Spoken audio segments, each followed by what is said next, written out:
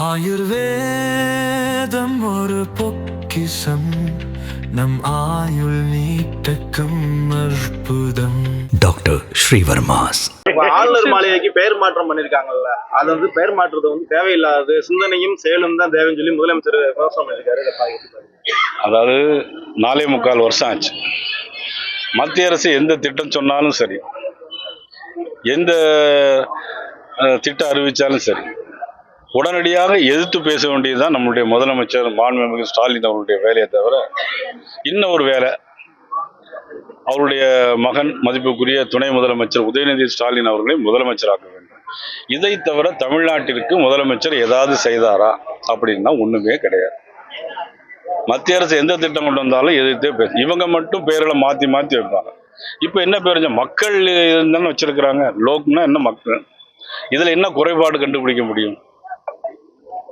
உள்துறை அமைச்சர் அமித்ஷாவோட அறிவுறுத்தின் பேர்ல தான் வந்து முன்னாள் அமைச்சர் செங்கோட்டையன் தாவேக்காக்கு போனதாக வந்து உதயநிதி ஸ்டாலின் வந்து குற்றச்சாட்டு. அந்த உதயநிதி ஸ்டாலின் அவர்களுக்கு நான் சொல்லிக் கொள்வது, சேகர்பாபு அவர்களை பார்த்து விட்டு பேசிவிட்டு தான் போயிருக்கிறாங்க. இது கூட நம்ம துணை முதலமைச்சருக்கு தெரியல அப்படின்னா அப்ப யார் சொல்லி போயிருக்காங்க? அவர் சொன்ன மாதிரி சொல்லி போயிருக்காரா, இல்ல சேகர்பாபு நம்முடைய முதலமைச்சர் சொல்லி சேகர்பாபுட பேசிவிட்டு போயிருக்காங்களா? மக்களை குழப்புகிற வேலையில தான் இன்னைக்கு துணை முதலமைச்சருடைய வேலையாக இருக்கிறது.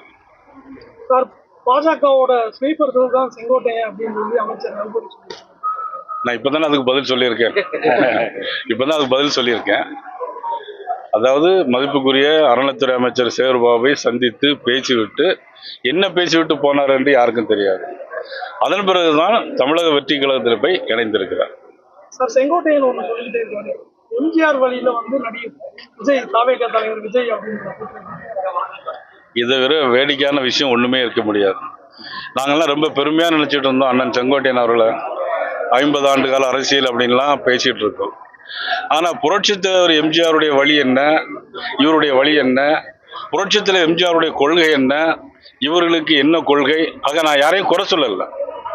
அவருடைய கொள்கை என்ன, இவருடைய கொள்கை என்ன, என்னுடைய கேள்வி அதுதான். இது கூட அண்ணன் செங்கோட்டையன் அவர்களுக்கு தெரியவில்லையா? டெல்டா மாவட்டங்கள்ல வந்து தொடர்ச்சியா வரீங்க, அப்ப தேனி மாவட்டத்துல ஏதாவது பகுதியில வந்து பிஜேபி சார்பா போட்டியிடுறாங்க.